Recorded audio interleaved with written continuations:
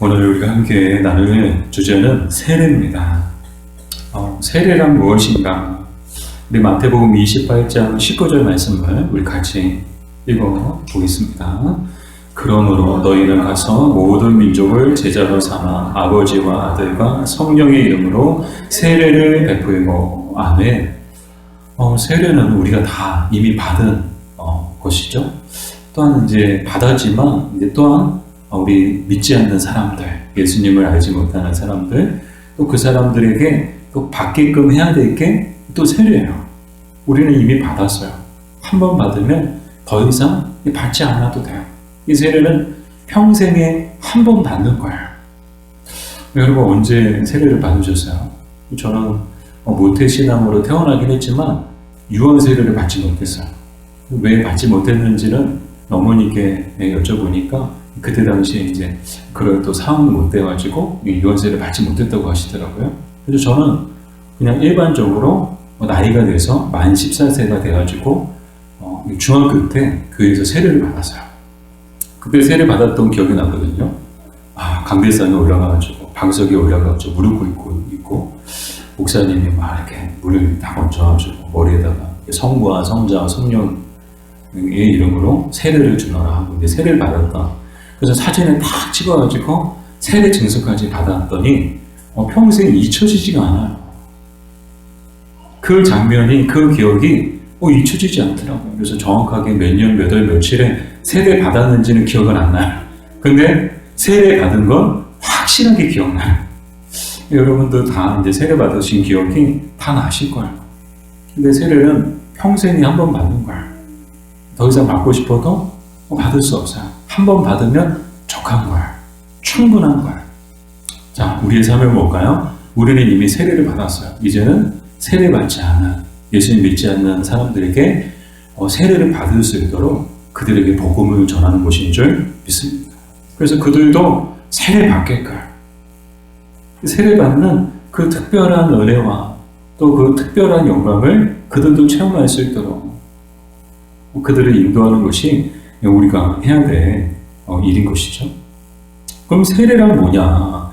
도대체 세례란 뭐냐? 이 세례가 가지고 있는 영적인 그 의미를 통해서 세례가 무엇인지를 우리가 살펴보기 원하는데, 이 세례가 가지고 있는 영적인 의미는 크게 세 가지가 있거든요. 그래서 첫 번째는 뭔가 하면 우리 같이 읽어볼까요? 세례는 일평생 깨끗함을 받는다는 표이다. 아멘. 우리 사도행전 2장 38절 말씀도 읽어볼게요. 베드로가 이르되 너희가 회개하여 각각 예수 그리스도의 이름으로 세례를 받고 죄사함을 받으라. 그리하면 성령의 선물을 받으리니. 아멘. 세례와 떼야 뗄 수 없는 게 뭔가 하면 뭐가요? 회개요. 그리고 죄사함. 회개와 죄사함은 세례와 떼야 뗄 수 없는 그런 불가분의 관계에 있거든요. 그래서 이 세례와 회개와 또 제사함이 서로 분리될 수 없는 이유는 뭔가 하면 세례가 가지고 있는 의미 때문이죠. 세례가 가지고 있는 첫 번째 의미는 뭔가 하면 바로 죄사함을 뜻하거든요. 이 죄사함은 어떻게 해서 죄사함을 받는가 하면 그리스도의 보혈로 죄사함을 받는 것이죠. 그래서 우리는 세례 받음을 통해서 뭐 받은 사람들이에요? 죄사함을 받은 사람들인 줄 믿습니다. 어떻게 우리가 죄사함을 받았어요? 그리스도의 보혈이 우리에게 뿌려짐을 통해서. 그 그리스도의 보혈이 우리의 머리부터 발끝까지 완전히 씻겨져 내려감을 통하여서, 흐름을 통하여서 우리 안에 가득했던 그 모든 죄가 깨끗하게 또 완전하게 용서함을 받은 줄 믿습니다. 이것이 세례가 가지고 있는 의미예요. 그래서 이 세례는 죄 사함을 뜻하는데, 이 죄 사함이다라고 할 때 이 죄는 어떤 죄를 이야기하는가 하면 우리가 태어날 때부터 갖고 태어나는 죄가 있죠. 그 죄가 뭘까요? 원죄죠. 그죠? 태어날 때부터 이미 죄를 갖고 우리는 태어나죠. 그게 원죄야. 근데 원죄만 있을까요? 아니요. 또 어떤 죄가 있을까요? 자범죄라고 얘기하죠. 우리가 살면서 짓는 죄를 자범죄라고 얘기해요. 그래서 우리는 태어날 때부터 죄를 갖고 태어났지만 죄가 뭐 원죄가 아니더라도 이미 우리는 태어날 때부터 죄 가운데 태어나서 평생 사는 날 동안에 늘 하나님 앞에 죄 가운데 살아가는 그런 죄인들이죠. 그래서 우리에게는 원죄와 자범죄가 있는데 이 원죄와 자범죄, 이 모든 죄가 다 사함 받았음을 뜻하는 것이죠. 이 모든 죄가 다 용서함을 받았다는 거예요. 근데 우리가 이제 오해하지 말아야 될 것이 무엇인가 하면 죄사함을 받았으니까 더 이상 회개하지 않아도 돼. 여러분 맞는 말일까요? 틀린 말일까요? 이미 예수님이 십자가에서 못 박혀 죽으심을 통해서 우리 모든 죄를 다 용서해 주셨어. 우리는 다 용서받은 사람들이야. 그러니까 더 이상 우리는 회개하지 않아도 돼. 여러분 맞는 말일까요? 틀린 말일까요? 틀린 말이죠. 그 왜 틀린 말인가 하면 회개 없이는 죄사함도 없기 때문이에요. 뭐 없이는 죄사함도 없다고요? 회개 없이는 죄사함도 없거든요. 근데 이 회개는 한 번 했다고 하나님 용서해주세요. 잘못했어요. 회개합니다. 그럼 끝일까요? 아니요. 평생 사는 날 동안에 하나님은 우리의 회개를 원하세요. 그래서 우리의 건강한 신앙은 어떻게 우리가 점검할 수 있는가 하면 우리 안에 회개가 살아있느냐, 우리 안에 회개가 살아있느냐, 회개가 죽었느냐, 회개가 살았느냐를 통해서 우리 신앙이 살아있느냐, 영적으로 살아있느냐, 영적으로 건강한가, 그것을 우리는 가늠할 수 있죠. 또 뭔가 하면 감사가 살아있느냐, 내 안에 감사가 있느냐 없느냐를 통해서 우리가 영적으로 살아있느냐, 정말 영적으로 건강한 신앙을 가지고 있느냐. 또 많은 지표들이 있어요. 또 어떤 지표가 있는가 하면 기쁨이 있느냐 없느냐. 기쁨이 없어요. 걸어다니는 해골처럼 걸어다녀. 이게 뭐예요? 우리 영적으로 죽어있다는 거예요. 영적으로 건강하지 못하는 거예요. 아니, 예수님 믿는 사람들이, 하나님의 자녀라는 사람들이 얼굴이 기쁨으로 가득하면 참 좋겠죠. 참 좋겠어요. 근데 예수 믿는다면서 교회 다니면서 얼굴에 어둠이 가득하고 지난주에 오셨던 목사님이 예전에 정말 이제 방황하던 시대에는 이마에 내천자 그리고 다니셨다고 그러는데 내천자가 어떻게 하면 나오나 생각했죠. 그랬더니 인상 쓰고 화내면 내천자가 생기더라고요. 예수 믿고 하나님 믿는 사람들이 기쁨이 없다면 우리 신앙이 건강하지 못하다는 거죠. 그래서 이 여러 가지 지표를 통해서 우리 신앙이 건강한가 건강하지 못한가를 우리는 점검할 수 있거든요. 근데 첫 번째는 뭐예요? 회개라는 거예요. 회개가 살아있느냐, 회개가 죽었느냐. 그리고 제가 개척할 때 우리 예배 시간에 어떤 그 순서가 있는가 하면 회개 기도하는 시간이 있었어요. 참회의 시간이 있었어요. 그래서 우리가 예배 가운데 하나님 앞에 참회하는 시간을 가졌거든요. 우리의 지난 한 주간의 삶을 회개하고 우리 안에 있는 더럽고 추악한 마음들, 그런 것들을 회개하고.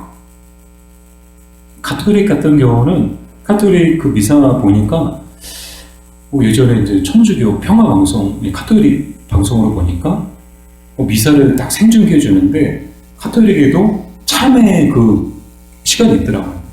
근데 일어나서 참회를 하는 거야. 근데 어떻게 참회하는가 하면요, 가슴을 치면서 내 탓이요, 내 탓이요 그러면서 참회 기도를 하는 거야. 내 탓이요, 내 탓이요, 다 내 탓이요.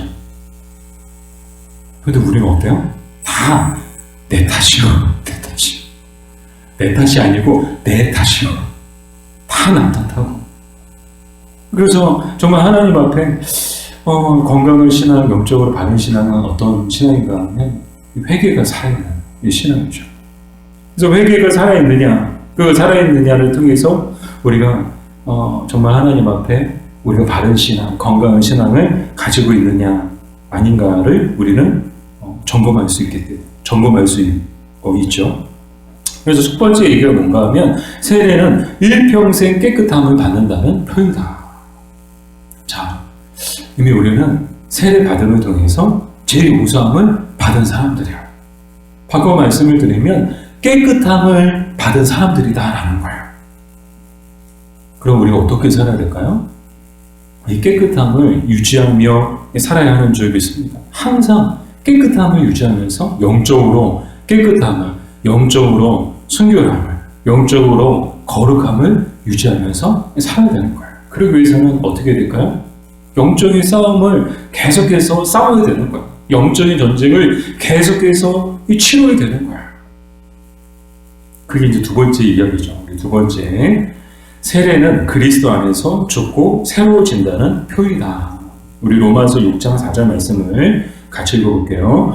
그러므로 우리가 그의 죽으심과 합하여 세례를 받음으로 그와 함께 장사되었나니 이는 아버지의 영광으로 말미암아 그리스도를 죽은 자 가운데서 살리심과 같이 우리로 또한 새 생명 가운데서 행하게 하려 함이라. 아멘. 자, 세례는 뭐냐? 세례가 가지고 있는 영적인 의미는 뭐냐? 그것은 뭔가 하면요, 우리가 그리스도 안에서 죽고 그 안에서 새 생명을 얻은 것을 뜻하죠. 좀 더 쉽게 말씀을 드리면 세례는 뭔가 하면 죄에 대하여는 죽고 의에 대하여는 살아나는 것. 그게 세례라는 거예요. 전에는 의에 대하여는 죽고 죄에 대하여는 살아있던 사람들이었어요. 우리가 하나님에 대해서는 죽었고요, 죄에 대하여, 세상에 대하여는 막 살아있었어요. 그래서 예수님 믿기 전에 어떠셨어요, 여러분? 저는 잘 모르겠어요. 이렇게 모태 신앙으로 자랐으니까 예수 믿지 않았던 날이 하루도 없었거든요. 죄송해요.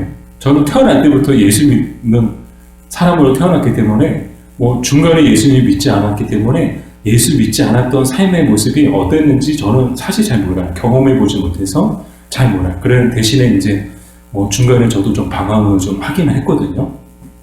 지난주에 오셨던 목사님만큼은 아니지만 저도 중간에 방황을 했지만 예수님 믿기 전에 우리의 모습은 어땠나요? 여러분의 모습은 어땠나요? 하나님에 대하여서는 완전히 죽어 있었어요. 아무런 반응이 없었어요. 아무런 느낌도 없었어요. 근데 죄와 세상에 대하여서는 어땠어요? 살아 있었어요. 온통 죄로 가득하고 죄로 충만하고 세상의 관심으로 가득하고. 그러나 세례 받음을 통해서 어떤 선포가 우리에게 주어졌는가 하면 이제는 세례 받음을 통해서 우리는 죄에 대하여는 죽고 의에 대하여는 살아났다는 것을 세례 받음을 통해서 우리에게 선포되어졌죠. 그래서 우리는 어떤 사람들이냐, 더 이상 이제 죄에 대하여 살아있지 않고 이제는 죄에 대하여 죽고 의에 대하여는 살아있는 사람들이 되었다는 것을 뜻하죠. 또한 세례는 뭔가 옛사람을 벗어버리고 새사람답게 살아야 되는 그런 뜻을 갖고 있어요. 세례 받았어요? 이제는 새사람이 되었다는 거예요. 더 이상 옛사람이 아니다라는 거예요. 이제는 새사람이 되었다는 거예요. 제가 전에도 말씀을 드렸죠. 우리는 새사람 되기 위해서 예수님 믿는 것이 아니고 새사람 되기 위해서 믿음 생활하는 것이 아니라 이미 새사람이 되었기 때문에 새사람답게 살기 위해서 예배하고 새사람답게 살기 위해서 믿음의 삶을 우리가 살아가는 것이다라고. 사랑 여러분, 저 여러분 이미 새사람이 된 사람들인 줄 믿습니다. 우리 어떤 사람들이요? 새사람인 거예요. 그럼 더 이상 옛사람의 옷을 입고 있으면 될까요? 안 될까요? 벗어버려야 되는 거예요.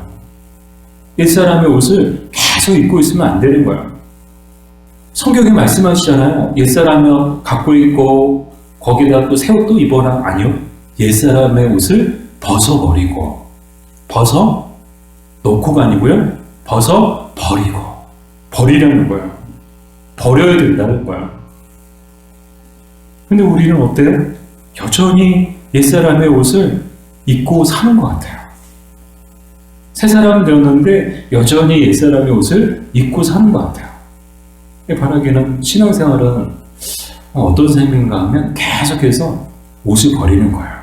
내 안에 아직도 남아있는 옷, 내가 아직도 입고 있는 옷이 있다면 그 옛사람의 옷을 계속해서 버리고 또 버리고 또 버리는 게 신앙생활인 줄 믿습니다. 이게 성화의 삶이죠. 여러분 집에 안 입는 옷들 어떻게 하세요? 입지 않는 옷들, 뭐 낡아서, 뭐 작아서, 그런 옷들 어떻게 하세요? 버리잖아요. 그죠? 네, 대답해 주셔서 감사해요. 버리죠. 어디다 버려요? 헌옷 수거함에다 그냥 넣어버려요. 의류 수거함에 넣어버리면 그게 뭐예요? 그냥 물론 이제 다른 용도로 쓰이긴 하겠지만 사실상은 버리는 거잖아요. 이 헌옷 수거함에 넣으면요, 그 옷을 다시 입을 수 있을까요? 없을까요? 입을 수 없어요. 근데 집에 놔두면 뭐 하는 거예요? 또 이제 또 만지작거려요. 입을까 말까, 입을까 말까. 영적으로도 그런 것 같아요. 우리 안에 옛사람의 모습이 계속 남아있으면 계속해서 그 옛사람의 모습이 불쑥불쑥 튀어나오는 거예요. 막 교만함이 튀어나오고요. 막 시기심이 막 튀어나오고요. 미움이 막 튀어나오고요.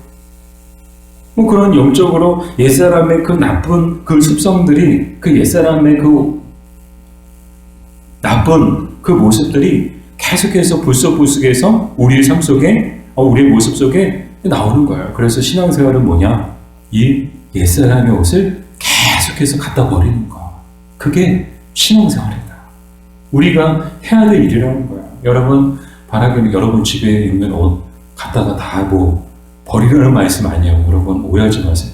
영적으로 우리 안에 있는, 내가 아직도 입고 있는, 내 안에 여전히 남아있는 옛사람의 옷을 계속해서 십자가 앞에다 버리세요. 여러분, 십자가 앞에 버려야 돼요. 계속해서 우리는 그 훈련을 해야 되는 거예요. 여전히 교만해요? 그럼 그 교만함을 십자가 앞에다가 버려야 되는 거예요. 내려놓아야 되는 거예요. 하나님, 처리해 주세요. 다시는 나타나지 않도록 처리해 주세요. 내 안에 어떤 나태함, 내 안에 탐욕, 그런 것들이 여전히 남아있나요? 그럼 그것도 갖다가 버려야 되는 거예요. 계속해서 십자가 앞에 내려놓고 예수님께서 처리해 주시더라고요. 그것이 세례 받은 사람의 삶이어야 하는 줄 믿습니다.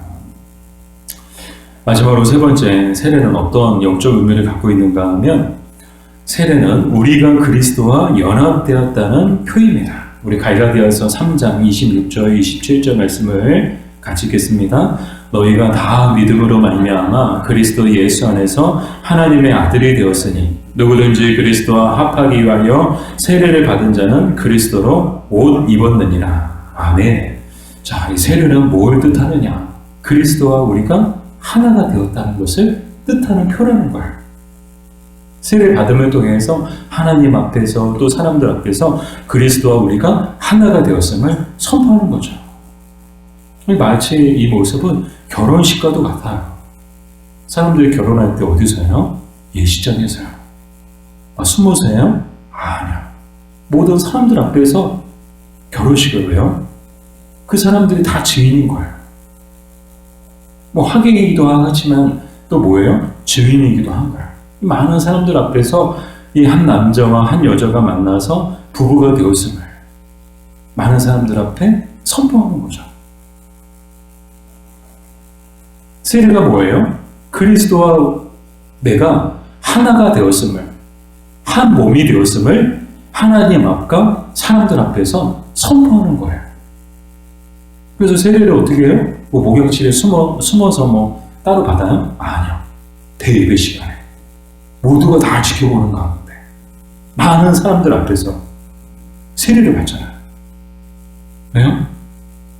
증인이 되는 거예요. 증인.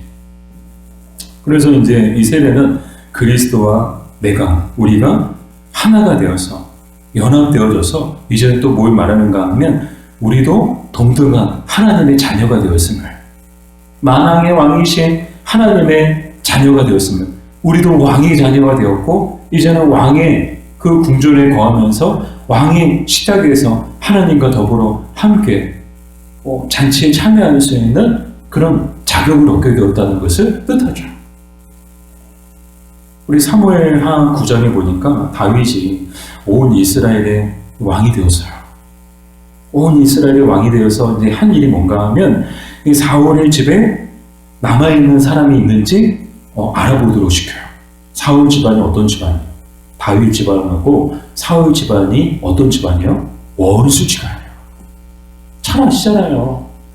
사울이요, 다윗을 죽이지 못해가지고 다윗은 평생 도망자처럼 쫓겨다니고 도망다니고 숨어다니고, 그래서 지난 금요일에도 말씀을 드렸잖아요. 현대의학으로 얘기하면 온갖 정신질환을 다 겪었을 다윗인데, 그만큼 다윗 집안과 사울 집안은 원수 집안이야. 그럼 다윗이 왜 사울 집안에 남아있는 사람을 찾았을까요?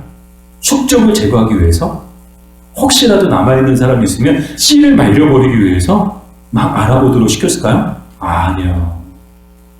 요나단에게 그 받은 은혜를 갚기 위해서, 그 요나단을 통해서 받은 그 은혜를 갚기 위해서 사울 집안에 남아있는 사람이 누가 있나 찾아보도록 시켰는데 누가 남아있었어요? 요나단의 아들 무비보셋이 남아있었던 거예요. 근데 무비보셋은 그만 이제 도망치는 그 저희란에 막 어수선한 그런 상황 가운데서 떨어져가지고 이제 두 다리를 저리게 되는 장애를 갖게 되죠. 막 할아버지 죽었죠. 아버지 죽었죠. 집안은 다 망했죠. 그 망한 집안에 어쩌면 정말 숨어서 조용히 숨 죽이고, 절대 내가 사울의 손자다, 내가 요나단의 아들이라고 말하면 안 될 정도로 정말 숨어서 지내는 이 무비보셋을 다윗이 찾아가죠. 어떻게 했어요? 제거했어요? 아니요. 사울의 그 모든 땅을 다시 돌려줘요. 사울 왕이 그 왕으로 있을 때 가지고 있던 땅을 이 무비보셋에게 다 그대로 돌려주는 거야. 이제 다 너 땅이다. 다시 너의 땅이다. 그리고 평생 날마다 항상 왕의 식탁에서 다윗과 함께 밥을 먹을 수 있도록 해줬어요. 이게 뭐예요? 왕의 식탁에서는 아무나 먹을 수 있는 게 아니에요. 오로지 왕의 그 아들들만 이 왕의 식탁에서, 왕의 자녀들만 왕의 식탁에서 먹을 수 있는 거예요. 이게 뭘 말하는 거예요? 왕자와 동등한 권세와 그 능력을 이 무비보셋에게 줬다는 거예요. 왜요? 요나단으로 말미암아 요나단에게 받은 은혜를 갚기 위해서. 이 모든 게 다 이제 아버지, 좋은 아버지 만나가지고 이 무비보셋은 정말 이렇게 어려움이 있었지만, 인생에 어려움이 있었지만 정말 아버지 덕에 또 좋은 왕을 만나가지고 다시금 상황이 좀 좋아지는 그런 모습을 보게 되죠. 제가 왜 이 말씀을 드린가 하면 우리도 무비보셋 같은 사람들이야. 왜요? 다 망한 집안이거든요. 영적으로 망한 집안이거든요. 죽을 수밖에 없는 집안이거든요. 영원한 형벌에 들어갈 수밖에 없는 사람들이거든요. 우리를 기다리고 있는 것은 심판대밖에 우리를 기다리고 있지 않거든요. 근데 그리스도로 말미암아 우리가 왕의 자녀가 된 거예요. 하나님의 자녀가 된 거예요. 그래서 왕의 식탁에서 왕의 자녀로서 누릴 수 있는 그 권세와 능력을 함께 누리고, 왕의 궁정, 하나님의 나라에 들어갈 수 있는 그런 상속자들이 된 줄로 믿습니다. 누구로 말미암아? 그리스도로 말미암아. 우리가 잘나서가 아니고 이 무비보셋이 아버지 요나단으로 말미암아 그런 영광과 은혜를 받았던 것처럼 오늘 우리도 똑같은 영광과 은혜를 받았다는 거예요. 그리스도로 말미암아. 하늘의 모든 신령한 것들, 그것들을 그리스도로 말미암아 우리에게도 임하게 된 줄 믿습니다. 얼마나 감사해요. 그래서 우리는 항상 비록 환경과 상황이 힘들더라도 여러분 늘 우리는 하나님 앞에 감사해야 되는 줄 믿습니다. 왜요? 감사는 감사를 낳거든요. 하나님은 감사하는 자에게 감사의 조건을 더해 주시거든요. 근데 참 신기하죠? 원망은 뭘 낳을까요? 원망을 낳아요. 불평은 불평을 낳아요. 그런데 감사는 뭘 낳아요? 감사를 낳는 거예요. 그래서 우리가 힘들고 어려운 중에 우리가 지금 뭘 심고 있느냐를, 우리가 어떻게 반응하고 있느냐를 우리는 정말 이렇게 잘 살피고, 또 그래서 우리 안에서 뭐 불평과 원망이 아니라 하나님 앞에 감사함으로 나가야 하는 줄 믿습니다. 그러면은 힘들고 어려운 상황 가운데서도 감사를 통해서 감사의 제목이 우리 삶에 나타나게 해주실 줄 믿습니다. 자, 마지막으로 세례가 우리에게 주는 유익은 무엇인가? 우리 사도행전 10장 47절에서 48절 말씀을 우리 같이 읽겠습니다. 이에 베드로가 이르되 이 사람들이 우리와 같이 성령을 받았으니 누가 능히 물로 세례 베품을 금하리요 하고 명하여 예수 그리스도의 이름으로 세례를 베풀라 하니라. 아멘. 자, 이 누구 얘기인가 하면 백부장 고넬료 이야기예요. 이 베드로와 이제 고넬료 이야기거든요. 자, 이 고넬료는 어떤 사람인가 하면요, 가이사랴에 살고 있는 군대의 백부장이에요. 근데 이 백부장을 어떻게 성경에서 소개하고 있는가 하면 이방인이었지만 온 집안이 하나님을 경외하고 백성을 많이 구제하고 하나님께 항상 기도하는 사람이었다. 누가요? 고넬료가. 이방인인데. 하나님을 경외하고 백성들을 많이 구제하고 항상 기도하는 사람이었다는 거예요. 근데 하루는 제 9시쯤에 기도하던 중에 환상을 보게 되죠. 하나님의 사자가 이 고넬료에게 나타나서 이 사람들을 욥바로 보내서 베드로를 청하라는 거예요. 근데 바로 그 즈음에 베드로도 어떻게 기도하러 올라가다가 환상을 보게 되는 거예요. 저는 오늘 이 내용을 보면서 어떤 사람들이 환상을 보느냐, 어떤 사람들이 영적인 은혜를 체험하느냐, 기도하는 사람들이다라는 것을 깨닫게 되었습니다. 고넬료 어떤 사람이었어요? 항상 기도하는 사람이었어요. 베드로 어떤 사람이었나요? 기도하는 사람이었어요. 기도하는 사람들만이 환상을 보고 기도하는 사람들만이 영적인 하나님의 은혜를 체험하게 되는 줄 믿습니다. 그래서 우리는 항상 뭐하기 힘써야 돼요? 기도하기 위해서 힘써야 되는 거예요. 자, 이렇게 베드로도 환상을 봤는데 베드로가 보는 환상은 뭔가 하면 하늘이 열리면서 그릇이 내려오는 거예요. 근데 그 그릇 안에 정말 맛있는 음식들이 있는데 보니까 다 먹을 수 없는 거야. 율법에 따라서 부정한 음식들이 가득한 거야. 근데 막 음성이 뭐라고 들리는가 하면 베드로야 잡아 먹으라. 그 그릇에 있는 것을 먹으라는 거야. 근데 베드로 도저히 먹을 수가 없는 거야. 우리 같으면 먹었을 텐데 베드로는 성령의 사람이고 말씀의 사람이고 믿음의 사람이기 때문에 율법에 먹지 말라고 한 것이기 때문에 부정한 것이기 때문에 저는 먹을 수 없습니다. 그랬더니 또다시 음성이 들려오는 거죠. 아니 하나님께서 깨끗하게 하신 것을 내가 왜 속되다고 말하느냐 그러면서 이런 일이 3번이나 일어나는 거예요. 환상 중에 이런 환상을 보게 되죠. 그러고 나서 바로 얼마 뒤에 이제 고넬료가 보낸 사람들이 베드로에게 찾아온 거예요. 또 성령이 또 말씀하시는 거예요. 베드로에게 의심하지 말고 가라. 그래서 이제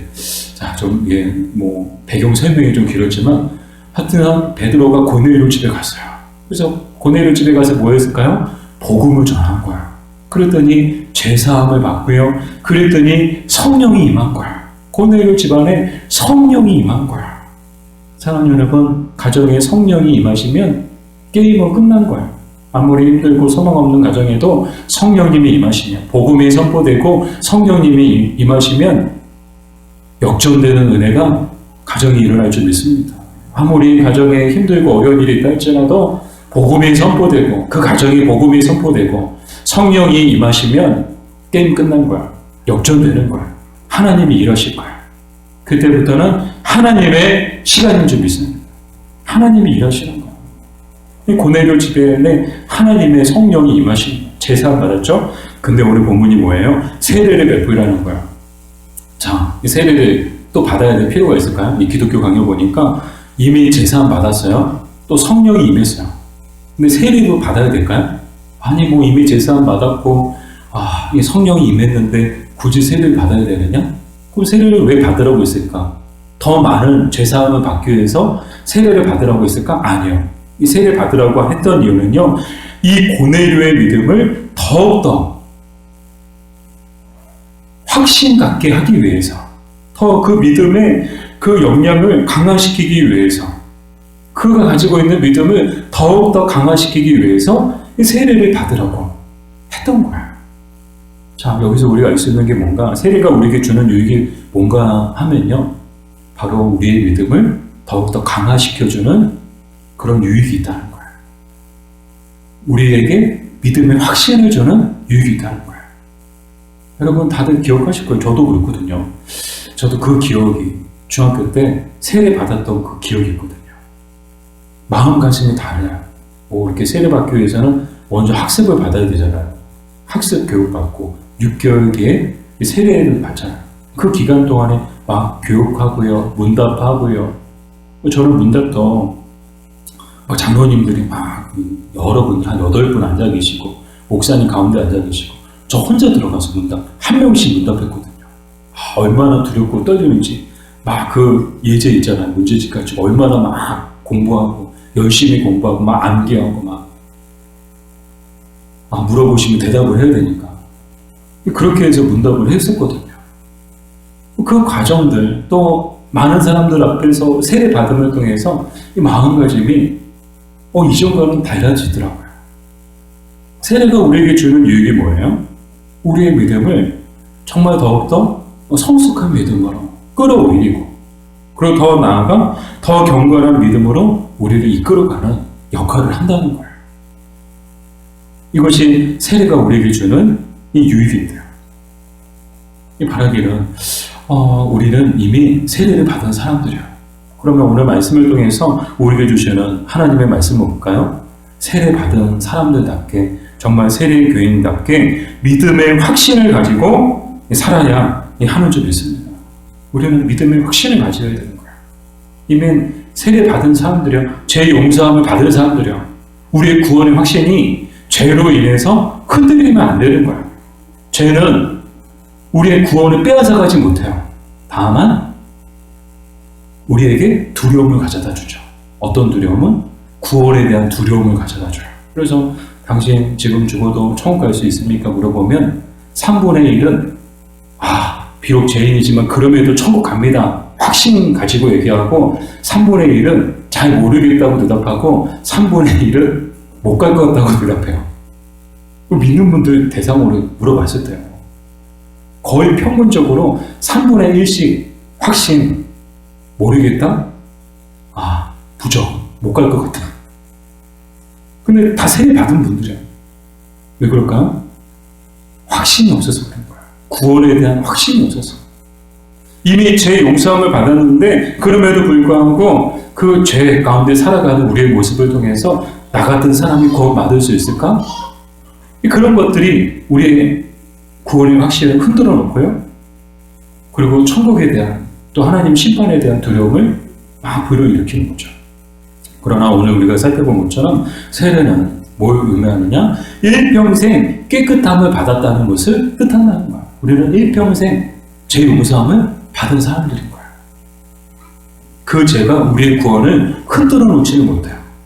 다만 그럼에도 불구하고 우리는 죄 가운데 살아가기 때문에 늘 하나님 앞에 회개하며 살아가야 된다는 말씀이죠. 그래서 우리에게 회개가 살아있어야 된다는 거예요. 바라기는 이것이 우리가 세례 교인으로서 또 가져야 될 신앙의 모습인 줄 믿습니다. 정말 세례 교인답게 믿음의 확신을 가지고 거룩하고 경건한 삶을 추구하며 살아가는 저 여러분들 되기를 주님의 이름으로 축복합니다.